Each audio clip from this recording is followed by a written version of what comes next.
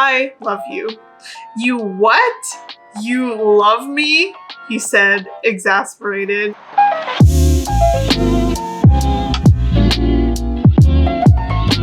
Hello and welcome to our next installment of I Wrote a Sims 2 story inspired by Twilight as a teenager, and I called it Stardust. If you are new here, my name is Nicole and welcome! I wrote this story when I was a teenager back in grade 7 and I continued to write it pretty much all throughout high school. And today we are going to be reading the third chapter of Stardust. If this is the first video you have clicked on, the first video you watched, I highly suggest you go check out the playlist I have for the first two parts so you can go and hear what the story is about so far so you are not lost going into this chapter, or if you just need a refresher on what has happened so far in the story.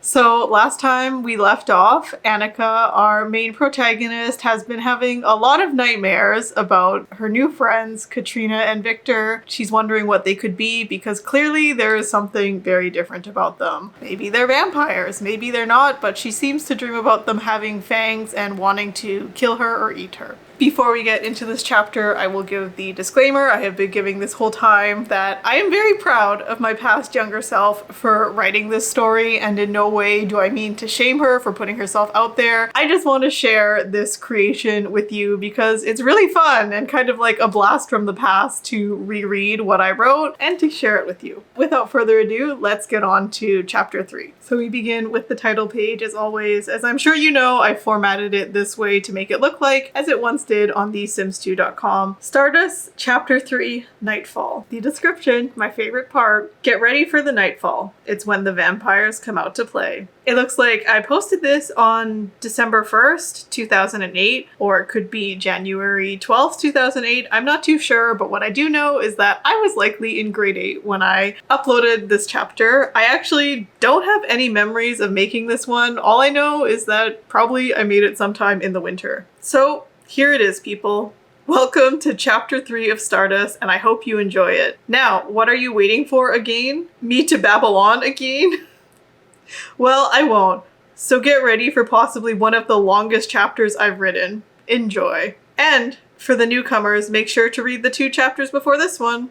Nicole. That is very true. I was actually extremely shocked when I looked at this chapter. Chapter 1 and Chapter 2 were about 30 to 40, maybe slightly closer to 50 pages long, and this one was close to 100. So yeah, definitely the longest chapter I had written so far in the Stardust series. I don't actually know how long the other chapters are. I haven't looked at them yet. Basically what I've been doing is just reformatting them to make them into this website looking PowerPoint presentation thing each time I go to make a video. But this one, definitely the longest one yet. I was very shocked because I didn't think it would be that long when I opened it, but it definitely is. And at the bottom of the title page, I wrote, "Get ready for the nightfall. It's when the vampires come out to play." Anika rolled out of bed with her hair covering her eyes. She had just woken up from another dream about Victor and Katrina being vampires. The dreams were no longer terrifying, but she still woke up sweating and panting.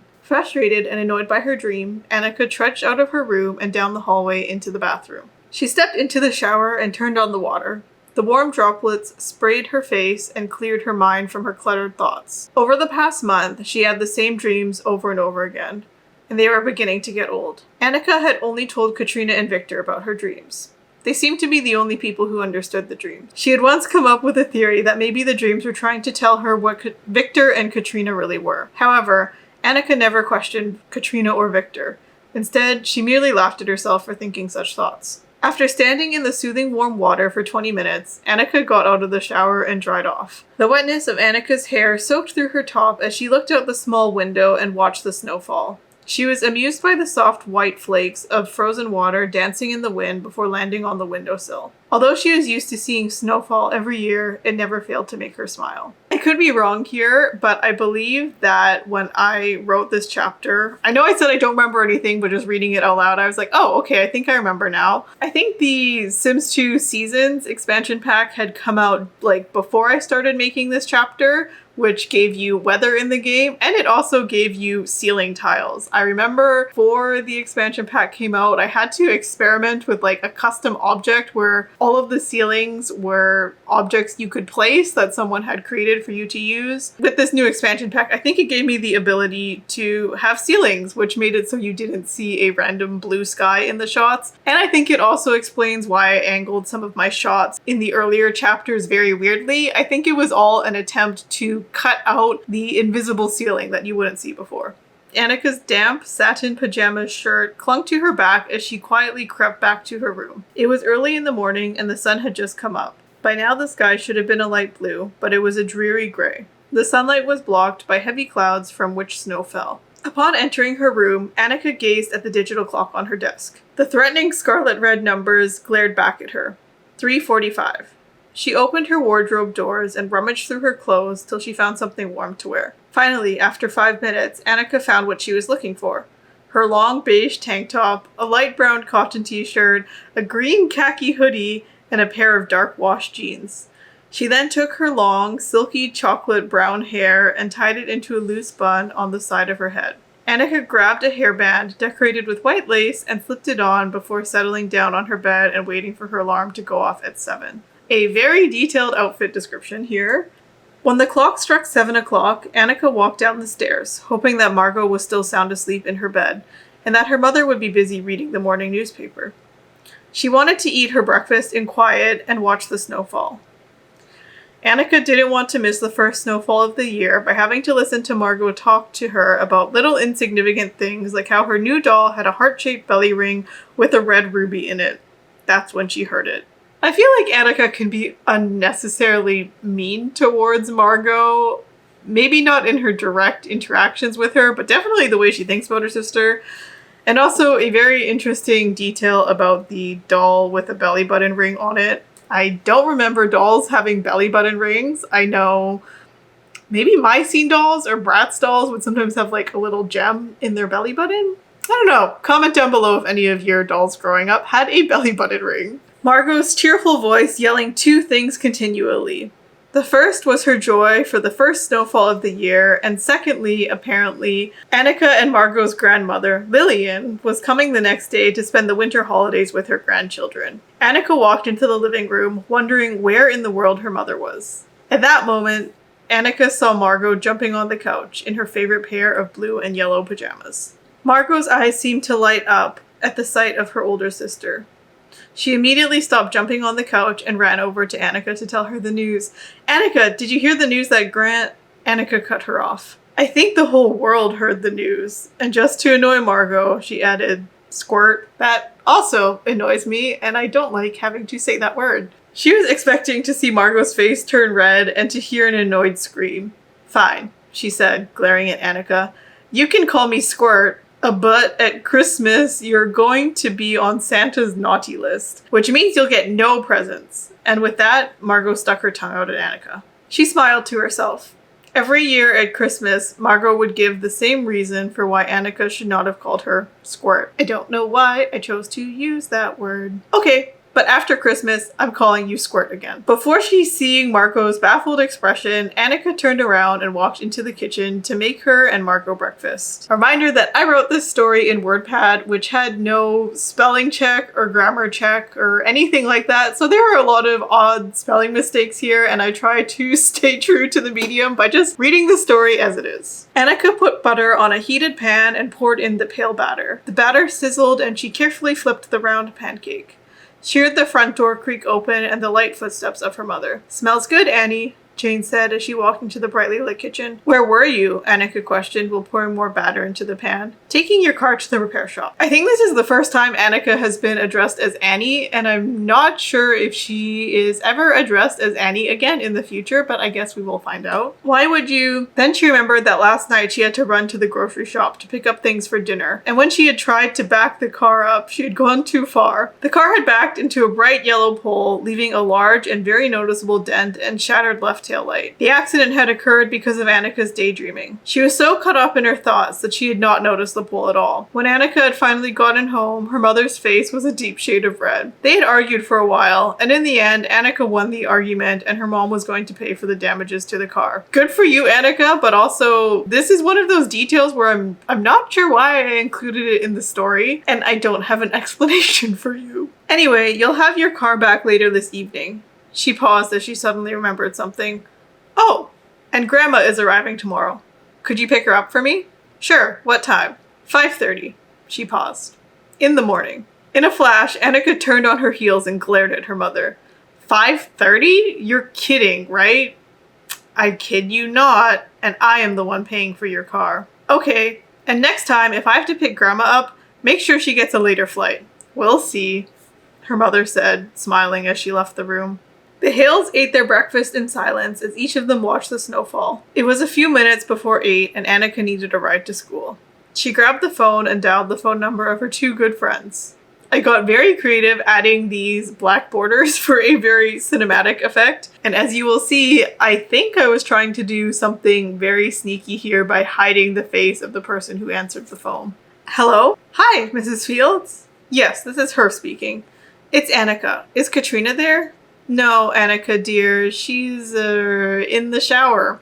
Oh, okay. So is Victor there then? There was silence. He's shoveling the sidewalk right now. I could get them to call you back if you wanted. Kat should be done her shower shortly. Or did you want me to take a message? Just tell them that I called and that I'll see them at school. Yes, of course, Anika. Bye. And before she could even say bye, Mrs. Fields had hung up the phone. Mysterious lady. If she couldn't get a ride to school, she would just have to walk. Closing the door behind her, Anika began to run in the snow. She rubbed her hands together for warmth and ran nearly 6 blocks before she tripped and fell face first into the snow. Anika shivered, and instead of running this time, she walked the rest of the way to school. Anika cursed herself for not wearing snow boots, and she wished she could have her car back. Then, an old, rusty, powder blue car pulled up beside her. Get in, the voice commanded as the passenger door flew open. She met eyes with the driver. Sharp blue eyes surrounded by a sea of black eye makeup. So this is Katrina's other best friend, Elizabeth, who was Katrina's best friend throughout pretty much her entire life. I remember when I released this chapter, a few of my friends were like, who is Elizabeth? I don't think you've mentioned Elizabeth before. And yeah, I don't think I mention her very much at all, especially from this point going forward. I don't recall if she's in later chapters, but I do know she plays an important role in the very last chapter. So I think if I were to redo the story, I would try to throw in bits of Elizabeth more here and there. I think she definitely could be an interesting character, but I kind of just throw her to the side. But anyways, continuing on. Elizabeth, but how? I was driving behind you and saw you fall. I thought you could use a lift. Thanks. I don't know what would have happened to me if you weren't here. Yeah, sure. Whatever. I'm glad I found you. I wanted to talk to you, or more like warn you. Huh? About Katrina. She got a letter from Jason, and she only gets letters from him every few months. To Katrina, Jason is the best thing in the world, so she may talk about him a lot. Who's Jason? And why are you suddenly talking to me so much? All you've ever said to me is hi or hey. Definitely not true. I'm pretty sure they've had other conversations. Okay, ask Katrina to answer that question about Jason. Second question, why am I suddenly talking to you this much? Because this is the first chance I've really gotten to talk to you. Usually Kat does all the talking, and I've never gotten the chance to. She thought about it and realized most of the time Katrina really did all the talking. So, were you never trying to be mean or anything? To tell you the truth, I hated you at first. I'm sorry if I did something. You did nothing. I hate everybody when I first meet them. Edgy teenage angst. Anika wanted to scream or shout. Anything to get herself out of the car and away from Elizabeth. Beside her sat possibly the strangest person on earth. Anika glanced sideways at Elizabeth and shuddered. What kind of thoughts go through Elizabeth's head, she wondered. Elizabeth pulled into the snow-covered parking lot of the high school, and Anika hurriedly got out of the car as soon as it was parked. See you later, Elizabeth, and thanks for the warning. She ran towards the school and headed to her first class. Again, I do kind of wonder if I wrote Anika a little bit shallowly. I don't know if that oh, I hate everybody thing, but I like you. I guess it is like a warning sign, but at the same time, I don't think it's enough to want to run out of someone's car screaming, especially when they had the kindness to drive you to school. I don't think Elizabeth is too bad, but maybe Anika finds her very intimidating, especially with the way she chooses to present herself. The narrow hallway and its bright lights greeted her. She quickly walked to biology, hoping Elizabeth wouldn't try to catch up with her. But she knew she'd have to see her at lunch anyway, so she slowed her walk. Once again, Anika passed the 2 white doors, expecting one to fly open and hit her in the face. She passed them with no trouble, and a familiar hand touched her back. There, in front of her, was Katrina. Her face was lit up with a pleasant smile. "Mother said you called, but I was in the shower. Yeah, I was wondering if you or Victor could give me a ride to school. My car is not in the best shape right now." She blushed. "Because of me. You can tell me about it later. I have something to tell you." Katrina smiled to herself. "Have I ever told you about my boyfriend, Jason?" "No, and I'm guessing this conversation is about him." Remember when Anika asked Katrina to tell her everything about her life and her whole past and her history? Don't know how Jason was glossed over. I think for a lot of this, I had like the whole plot line in mind, but for a lot of the details, I feel like maybe I just came up with them on the fly. So I'm questioning if Jason was a bit of an afterthought and I created him later on in the story. I don't remember, but I guess even though he's extremely important to Katrina, not important enough for her to mention on their first meeting. And also in the corner here, as you can see, there is a little bit of ceiling like I was talking about before. In the past, I would have had to like angle the camera down so you wouldn't see it because all you would be seeing was just blue sky with no ceiling. So maybe that explains some of my wonky picture taking. They walked to the classroom side by side while Katrina was talking quietly in her prefect velvet voice. "Here we go, lots of exposition coming in." "I met him 7 years ago. He was my brother's best friend. Jason would come over almost every single day. I was younger then, only 10 years old. To me, he was a horrible monster. He was always teasing me or sticking his tongue out at me. It was Elizabeth who told him to back off. Back then, she was a sweet girl, not the rebel we know today. Ever since that, he never bugged me again. At least until I was 15. He and Victor were hanging out in the backyard while Elizabeth and I talked in my room. I looked down from the window and he simply smiled at me and I could hear Victor tease him about something." Katrina played with a lock of her hair. "I never really liked him. I thought he was a jerk and the biggest pain in the butt ever. Then, there was this dance and he asked me to go. I didn't know what to do, so I just said yes. And he ran around jumping and telling everybody. And that was it." So you're telling me this because last year he moved away. It was something to do with him and Victor. Me and his family. We've kept in touch though. He lives in Paris now. Paris? But don't you miss him? And aren't you jealous of the beautiful French girls? I don't know why I referenced the beautiful French girls, but okay. Yeah, well, he told me the French girls can never match my beauty. It sounds like you two were really close. We were, and hopefully still are. They continued walking to the classroom. I got a letter from him today. He said he's going to try and come down for Valentine's. I haven't seen him in a whole year. I miss him so badly. She stared into thin air. I'll never fully understand what happened that made Jason leave. I know Victor and him got into a big fight. I bet there is more to the story, but he never told me. They reached the classroom door and Katrina let out a sigh. Why am I being so sad he's coming to visit me? I should be happy, right?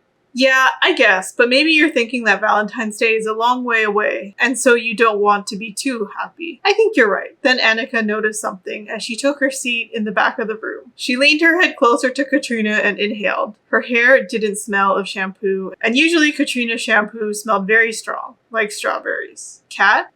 Did you change brands of shampoo? No, I didn't. Why? Oh. No reason, she smiled at her. I'm going to address this now because I don't know if I address it later. And I was a bit confused when I was skimming over the story and like copying it over into the PowerPoint. I thought this was a really random point for me to mention the shampoo until it clicked that, oh, Katrina's mom said that she was having a shower earlier. So maybe that ties in here. Anika turned to face the front of the room and Mrs. Winters smiled at her. But she didn't notice. The only face she saw was Victor's. He turned around and looked at her. Anika half expected expected his face to turn white, but they just exchanged smiles. Anika's mind began to wander again. She thought about the first time Victor took her to the barn and when he grabbed her hand. She didn't think much of it at the time, but she could feel his hand now. The warmth and softness of it. She smiled. If only she could get the chance to hold his hand again. Miss Hales, I'd like you to answer the question I just asked you. Huh? Oh, I'm sorry. I was daydreaming. Mrs. Winters sighed, and she repeated the question to Anika. While Anika walked to the cafeteria, she was dreading the thought of seeing Elizabeth again.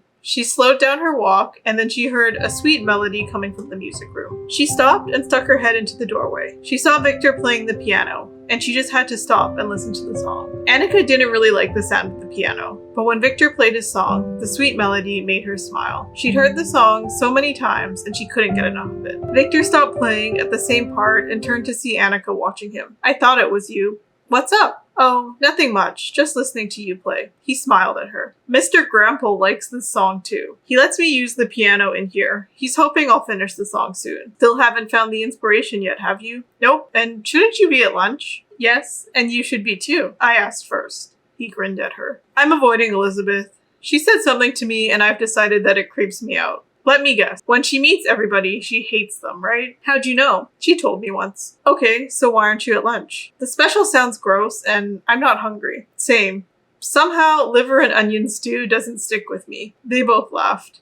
So, you just want to listen to me play? Do you mind? You're welcome to listen anytime. Anika sat herself down on one of the chairs and listened. He played the song over and over again until she spoke. Victor, you can't finish your song because it doesn't have a name. That is very bold of you to say. He suddenly stopped playing. A name. I've been searching for a name ever since I wrote the song. Well, I could suggest a name. Just promise you won't laugh. I swear I won't. I love you. You what? You love me? He said, exasperated. No, well, it's a name for your song. No, it doesn't fit. I don't picture my song as a love song. Okay, I'll keep on thinking. Okay, you do that. Anika blushed at the awkward moment they just had. Okay, well, since we're still feeling awkward, I better say this. What? He sighed and sat down in the seat beside her and turned his body to face her. Anika, don't laugh at me or freak out or never talk to me again if you don't like what I'm about to say. What are you talking about? Shh, just listen to me. Fine. Please listen. Anika nodded. Okay, I don't know how to say this, but I like you, and I was wondering if you wanted to go out to dinner with me tonight. He smiled sheepishly. There goes the smooth-talking Victor, Anika thought to herself. Very sweet. Of course you guys like each other. Victor looked at her. His eyes were searching for an answer. First off, what? And have you ever asked a girl on a date? Because that was extremely lame. You're 17 and you should know how to ask. It's so mean. Why is Anika so mean in this chapter? Okay, first, yes, I do know how. And second, you didn't give me an answer. Maybe I will give you one, if you asked better. I guess they just like to tease each other, but still, I don't know. Anika, would you care to join me for dinner tonight at the new restaurant that opened up downtown? And then maybe we could go look at the stars from the barn. This time he smiled normally. Now Anika was stumped on an answer. What do you want me to say? Just say yes. But what if I don't think of you that way? She said defensively. Well, do you think of me that way? Maybe. Okay, fine. You know what? I saw Marissa R. checking me out in math class today, so maybe I'll ask her. Victor got up and began to leave to find Marissa. No. Why did I write this? No, wait. You have something you wanted to tell me? Yes, I'll go, but no dinner. We'll go ice skating, then go to the barn and look at the stars. If you want to. Some other time you could take me to dinner. Okay. We'll go ice skating then, have dinner, and look at the stars. Let's just get Chinese takeout and look at the stars. Sounds good to me. Pick you up at 6? Wait. I'll go, but only if you don't tell Kat you're going to go on a date with me tonight. Too late. I told her I was going to ask you. Anika sighed.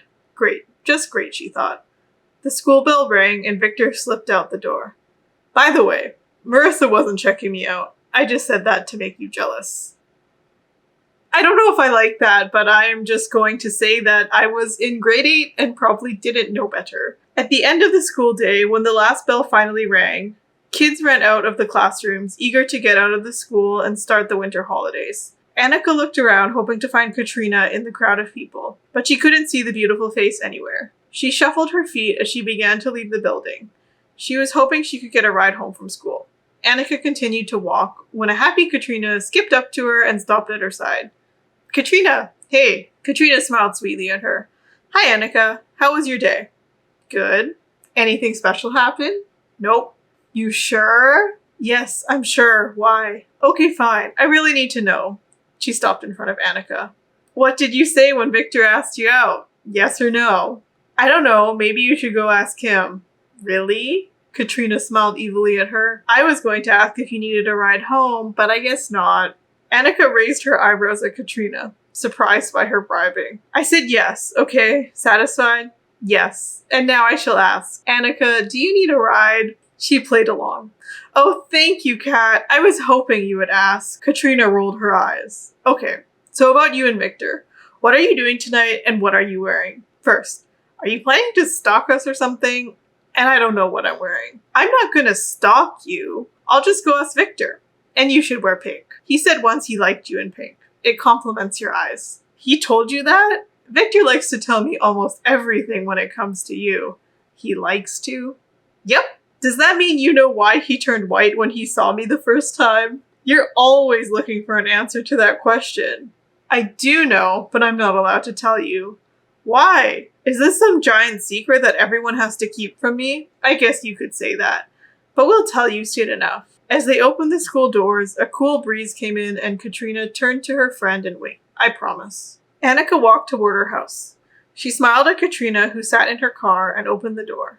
No one was home. Her mother was at work, and Margot was still at school preparing for a Christmas Eve play. They both would be home at 5 o'clock, then Anika would have to tell them what she was doing tonight. The thought scared her. And Margot. What would Margot do? For all Anika knew, she would go crazy. Margot really liked Victor. She thought he was cool, because he took the time to talk to her, unlike some of Anika's old friends who just ignored her. Margot also liked Katrina. She was the kind of kid who adores attention. We have another wonderful shot of a couch clipping here. The Sims do not naturally lie on this couch, and I think it's very evident in this chapter that I recently discovered some sort of new way I could pose Sims and was taking advantage of that even though it looked kind of weird. What about her mother? What would she think? Victor, the boy her mother thought was different, but at the time Anika thought he was different too. She groaned and fell back on the sofa and let her arm hang off the side of the sofa. She used to think he was different. And now what did she think about him? She groaned again and just lay on the lumpy sofa thinking. She heard something like what she had heard in the forest, almost as if her name was being called, a mere whisper in the wind. The noise startled her and she fell off the sofa, landing on the carpet. She sat up and looked around as her heart was racing. She couldn't see anybody. But she still sat there and looked around the room, till the front door opened and a happy face came in calling her name. Anika, what are you doing on the floor? Huh? Oh, Margot, hi. What are you doing home from school? I thought you had to help with that play? Margot shrugged her small shoulders. We finished early, so I got a ride home with Becky and her mom. That's nice. Margot smiled and ran up the stairs. Half an hour later, Anika's mother came through the front door with her cream-colored trench coat on. She walked up to Anika as her heels clicked on the tiles. She kissed Anika lightly on the head. Hey honey, I brought back your car. How was the last day of school? It was good. Do you have any plans for dinner? Not that I know of. Why? Anika blinked very slowly, and her cheeks slightly reddened. Have a date. Jane stopped and looked at her daughter straight in the eye. With whom? Anika's eyes shifted from her mother's gaze. Victor Fields. Anika was looking for a look of disappointment on her mother's face, but instead she got a smile. I'm happy for you. He's a nice boy. One of the most well-behaved teenagers I've met. Have fun at whatever time you're going. 6. You better hurry. Only 1 hour to get ready. Please. It'll only take me 10, 20 minutes maximum to get ready. Sure, but I bet you'll want to look perfect. Anika just rolled her eyes and got up from her chair. Something that I've noticed in this chapter, and I'm not sure if I've done it in other chapters, is I get very specific with the times everything is happening. I get specific with the time they're meeting for their date. I get specific with the time she takes to shower, the time she takes to get ready for this date. Anika laughed as she found herself still searching for something to wear 30 minutes later. She kept hearing Katrina's words in her head. He once said he liked you in pink. It compliments your eyes. Pink. She needed to find something pink to wear and something that would keep her warm. And boots. She searched for a pink sweater that she had bought recently at a nearby store. Anika found the sweater and pulled it over her head, trying not to mess up her hair. She quickly threw on the rest of her clothes and happily skipped downstairs. She said goodbye to her mother and opened the door to see Victor about to ring the doorbell. She smiled at him and stepped outside into the snow, which was now a couple of inches high. "Where's the food? So you aren't even going to say hi?" She laughed. "Sorry, I mean hi." He smiled at her as they walked through the cold snow. "Thank you. The food is waiting for us at the barn. Isn't it going to get cold? Are you really hungry or something? 'Cause you just want to know about the food. And no, it won't be cold because I left it in one of those insulator bags. Oh, and I am hungry." Together they walked to the top floor of the old barn. When they reached the top, Anika saw a small table with a tray of Chinese food on it. She could smell the rich spices in the food. A sharp cold breeze made her shiver slightly. Victor could feel her shiver beside her. Shiver beside him? He looked at her. "Cold?" "A little." As she said that, Victor was hovering over something in the corner.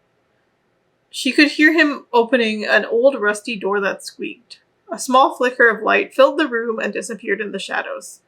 Anika slowly walked towards the faint glow and felt the warmth on her face. A furnace in an old barn? Why? I guess someone used to live in the loft. There used to be a bed here too, until I threw it out years ago. Some old chairs and a table are still here. People could live in a barn? Yes, if you didn't have much money, you could live in the loft of your barn. But it gets really cold at night. Interesting. Now, as I said, I'm hungry, so could we eat? Sure. Anika just wants to get right to the food. Also, I don't know if people did used to live in their barns. Maybe that is a fact check for me. Anika grabbed a carton of food and sat on one of the wooden chairs. "I wouldn't sit in that chair if I were you." "Why? It seems fine." "That's what I thought, till the leg broke." He pointed to the chair beside him. "Sit in this one. It's closer to the heat." "Are you only asking me to sit in that chair because you want to be beside me?" "No, and yes. But I swear, if you sit in that chair another minute longer, the leg is going to break again." Anika laughed until she heard a loud crack and got up from her chair and ran over to the one beside Victor. "I told you," he said, smirking. "Whatever." The meal was eaten quietly, and when the food was finished, they walked over to the large archway. Together they looked at the stars, and Anika couldn't help but smile. Why was everything so beautiful here? It almost seemed like the stars shined brighter here, and the sunset was so perfect it had once made her cry. Or was everything so beautiful because of the beautiful person standing beside her? Each and every star was so bright. All the stars made her think of the song that she was once sung to her at night. I think I was trying to say, like, this song was sung to her every night. The one line from the song always made her think of these stars, like a diamond in the sky. Victor pretended to look at the glistening lights in the sky, but instead he was looking at Anika's green eyes. They seemed to be brighter when she looked at the stars. As Anika gazed at the stars, she felt something warm grasp her hand.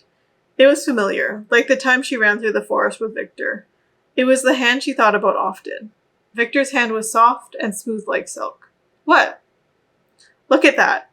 He pointed into the stars. A thin ribbon of light flew across the sky. The ribbon trailed behind a small diamond that flew across the night sky. "Make a wish," Victor whispered. Anika watched the star fly across the sky, and she tried to think of a wish, but the star was gone before she could. With this slide, I think I had just gotten Photoshop Elements. I can't tell you what version, but clearly I was experimenting with the paintbrush and adding in these little star bits, and I drew my own shooting star here. Did you make a wish? Nope. It was too fast for me. Did you? Yep. What was it? I can't tell you, or else it won't come true. You still believe in something like that, or are you just too shy to tell me what you wished for? You got me. I still believe in stuff like that. So, let me get this straight. I'm on a date with a 5-year-old? No. I'm 17, just like you, and I know that wishes on a star do come true, even if the wish is granted 10 years later. That is very specific. You're telling me a wish you made on a star came true? Yeah. And what was the wish? He turned to her and leaned in close. It's a secret. How many secrets do you have? More than you'll ever know, but hopefully I can tell you all of them soon. Why is there some rule that says you can't tell me any secrets? Actually, great. I should call you the International Man of Mystery. That's what you want. Anika sighed. What time is it? 10:30. I have to go home. I got to go pick up my grandma at the airport at 5:30 tomorrow morning. Sounds like fun, Victor said, his voice dripping with sarcasm. Yeah, right. I think if Victor was really a gentleman and a great guy, maybe he would offer to go with her. Wouldn't that make a great first impression? But I guess I was trying to take the angle of making them have this kind of relationship where they get to have this back and forth of teasing each other. Before they left, Victor put out the small fire. They went out of the barn and into the cold. Together, they walked through the snow, hand in hand. Halfway through the walk, Anika looked down at their hands that were laced together, and a small smile appeared on her face. Victor, what were you doing this morning when I called? I was having a morning walk in the snow. Really? Yeah, I was. Victor paused. I was thinking, what about Katrina? Let me know if Katrina asks 1,000 questions when you get home. You know she will. Anika laughed. Of course. Just tell her everything. I don't really need her asking me all about the date. Sure, make the older brother deal with the younger sister. Hey, I have a younger sister who loves to talk too. Right, Margot. They slowly walked to Anika's front door. The porch light glowed dimly. We should do this again. It was fun. Maybe fun for you. I almost fell on my butt. But for the rest of the night, I did have fun. Victor smiled. Ooh. I have something to tell you, and you can't tell Katrina. What? Anika leaned in close to Victor and gently kissed him on the cheek. Aw. As she pulled away, Victor looked a little shocked. I'll see you later. Bye. Once again, Anika watched Victor walk away, but this time he walked faster. When he thought she wasn't looking, a large smile was on his face. He was happy, but he knew that kiss would have its consequences. Victor walked home in the darkness. What was he supposed to do now? Perhaps no one saw the kiss. Then he wouldn't have to tell her anything. Suddenly, he could feel her coming up behind. She was taking large steps to catch up with him. Her long, jet black hair was tied in the same 2 ponytails. She spoke to him in hushed whispers. Victor, what was that? She hissed. You were stalking us, weren't you? Admit it. I would never stalk someone. I just came at the end of the date to see what would happen. Victor glanced sideways at his sister. You have to tell her. Tonight. I am so sorry it is ending here. Well, hello, this is a surprise. This is present day 2023 Nicole letting you know that this chapter is ending here for now. Sorry to leave you on such a cliffhanger. This is only the first half of chapter 3 and wow, oh wow, do we have a lot of juicy content coming. I think we may even find out the truth about Victor and Katrina in this next part. But for my peace of mind, I need to cut this chapter short, otherwise I don't know how long this video will end up being. So until next time, see ya! And that is very much the case. This chapter ended up being 64 slides in total, which is the longest so far. And I know that the last couple of chapters ended up being around 30 minutes or so, which I think is a good place to leave it off. I'm sorry to leave you on this cliffhanger, but we do have about another 30 slides to go in this chapter. And I know that if my videos get too long, it's really hard for me to edit them because I cannot focus on a video when it's that long and having to do the proofing of it. So I'm sorry to leave you off here. And I figured that this was a good place to leave it off because the next couple of slides coming up in this chapter are very exciting. We get a lot of good information coming, so please stay tuned for the next chapter, or more like the next part of this chapter. If you enjoyed it, please leave me a like. It lets me know that you liked it and enjoyed it.